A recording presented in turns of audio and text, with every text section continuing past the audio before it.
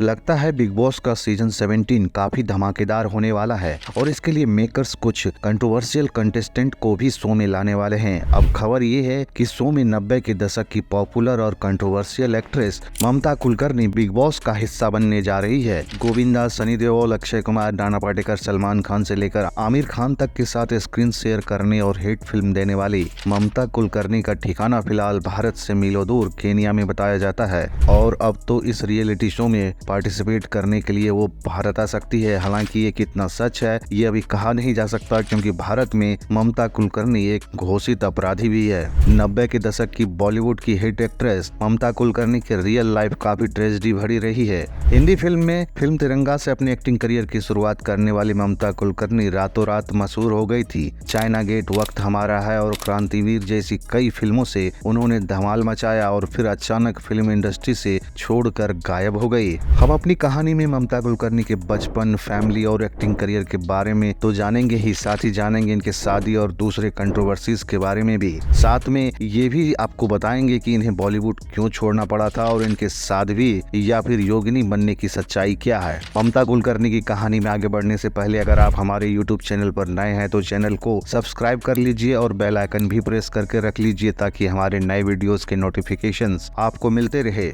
इस वीडियो को अगर आप हमारे फेसबुक पेज पर देख रहे हैं तो हमारे पेज को भी फॉलो करें। विशेष बातचीत के लिए हमसे आप इंस्टाग्राम पर भी जुड़ सकते हैं। ये सब करना जरूरी है क्योंकि हम इसी तरह के जानकारी से भरे इंटरेस्टिंग वीडियोस और कहानी आपके लिए लगातार अपलोड करते रहते हैं। ममता कुलकर्णी का जन्म 20 अप्रैल 1972 को मुंबई में हुआ था। ममता एक मिडिल क्लास मराठी ब्राह्मण फैमिली से आती है। इनके पिता मुकुंद कुलकर्णी महाराष्ट्र पुलिस में ऑफिसर थे। इनके मां का नाम था मीरा कुलकर्णी और वो एक हाउसवाइफ थी। इनकी 2 छोटी बहनें हैं, मिथिला कुलकर्णी और मौलिना कुलकर्णी। ममता कुलकर्णी की मां खुद एक्ट्रेस बनना चाहती थी लेकिन वो किसी कारण से नहीं बन पाई, इसलिए उन्होंने ममता कुलकर्णी के बड़ी हो जाने पर उसे एक्टिंग और मॉडलिंग के लिए इनकरेज किया, जिसकी वजह से ममता को बहुत जल्द ही साल 1991 में साउथ इंडियन फिल्म इंडस्ट्री में तमिल भाषा की फिल्म नन्बर्गल में ब्रेक मिल गया। ये फिल्म सुपरहिट हो गई और देखते ही देखते ममता कुलकर्णी साउथ की सुपरस्टार बन गई। इसके बाद ममता कुलकर्णी को हिंदी फिल्म के भी ऑफर्स आने लगे। साल 1992 में ममता ने 2 हिंदी फिल्में साइन की, मेरा दिल तेरे लिए और तिरंगा। इन दोनों फिल्मों में ममता का रोल तो छोटा था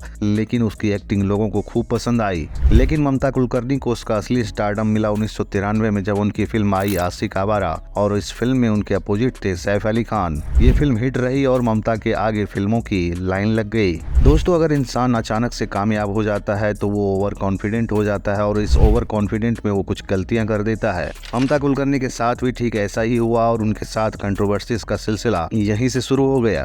उस दौर में एक मशहूर फिल्म मैगजीन हुआ करता था स्टारडस्ट। इस मैगजीन के लिए ममता का एक बहुत ज्यादा ही बोल्ड फोटो शूट किया गया और मैगजीन के फ्रंट पेज पर ममता का एक बहुत ही ज्यादा सेमी न्यूड फोटो प्रिंट हुआ। ममता को लगा था कि ये फोटो शूट तहलका मचा देगा। तहलका तो मचा लेकिन गलत तरीके से। पूरी फिल्म इंडस्ट्री और आम जनता ममता के इस बोल्ड फोटो शूट से शॉक हो गई और ममता के खिलाफ प्रोटेस्ट होने लगा और लोगों ने ममता के खिलाफ केस भी दर्ज किया। ममता को अपनी गलती का एहसास हुआ और उन्होंने पब्लिकली माफी भी मांगी और उन्हें कोर्ट में 16,000 का जुर्माना भी भरना पड़ा था। एक तरफ जहां लोगों ने ममता के खिलाफ प्रोटेस्ट किया, वहीं दूसरी तरफ लोगों को उनका ये फोटोशूट बहुत ज्यादा पसंद भी आया और स्टारडस्ट मैगजीन की कॉपी ओवरनाइट ही ब्लैक में बिकने लगी। साथ ही ममता की माफी ने सबके दिलों में उनके लिए प्यार जगा दिया और इसके बाद ममता ने कई फिल्में साइन कर ली और उसमें से कुछ ब्लॉकबस्टर हिट्स भी थी जैसे बेकाबू, सबसे बड़ा खिलाड़ी, घातक और करण अर्जुन। वीडियो में आगे बढ़ने से पहले एक जरूरी बात, अगर आप देश विदेश के मशहूर और सफल व्यक्तियों के जीवन के बारे में विस्तार से जानना चाहते हैं और उनकी तरह ही सक्सेस पाना चाहते हैं तो हमारे बायोग्राफी और सक्सेस स्टोरी पर आधारित वेबसाइट www.storyforlife.online पर विजिट करें।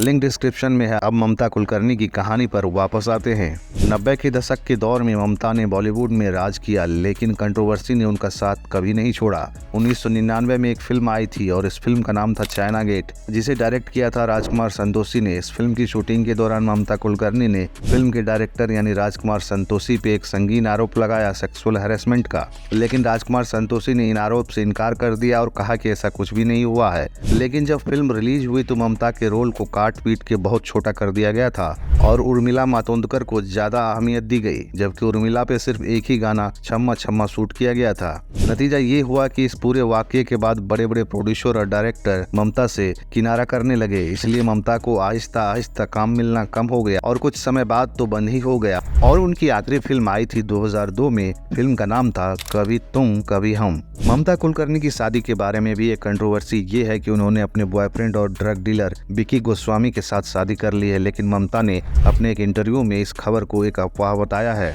ममता कुलकर्णी साल 2003 के बाद फिल्म इंडस्ट्री से गायब हो गई। एक न्यूज की माने तो 2006 में ममता कुलकर्णी और उनके बॉयफ्रेंड यानी विक्की गोस्वामी पर ड्रग ट्रैफिकिंग का इल्जाम लगा, इसलिए दोनों मुंबई से दुबई भाग गए। दुबई में भी दोनों पर ड्रग ट्रैफिकिंग का आरोप लगा और जेल भी हुई।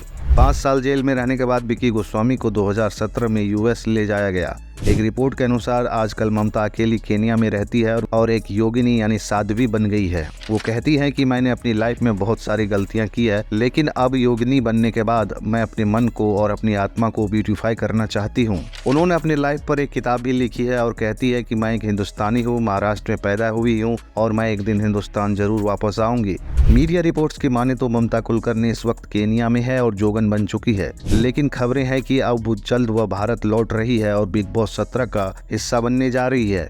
हालांकि शो के कंटेस्टेंट के नामों का खुलासा प्रीमियर के दिन ही किया जाएगा। आपको बता दें कि 51 साल की ममता कुलकर्णी ने खुद के किसी ड्रग सिंडिकेट में जुड़े होने की खबरों को खारिज कर दिया था, लेकिन वो इस केस में प्रमुख आरोपी है और कथित तौर पर वो ड्रग सिंडिकेट की एक्टिव मेंबर है। ऐसे में भारत वापस आते ही उनके गिरफ्तार होने का आशंका भी है, इसलिए बिग बॉस में इनके शामिल होने की जो फिलहाल अफवाह चल रही है वो तो शो के प्रीमियर के दिन ही पता चल पाएगा। ममता कुलकर्णी की कहानी में बस इतना ही। इनकी कहानी आपको कैसी लगी कमेंट करके जरूर बताएं।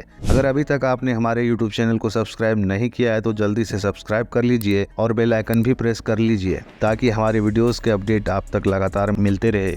इस वीडियो को अगर आप हमारे फेसबुक पेज पर देख रहे हैं तो हमारे पेज को फॉलो करें। विशेष बातचीत के लिए हमसे आप इंस्टाग्राम पर भी जुड़ सकते हैं। मिलते हैं जानकारी से भरे एक और नए और इंटरेस्टिंग वीडियो में, तब तक के लिए नमस्कार।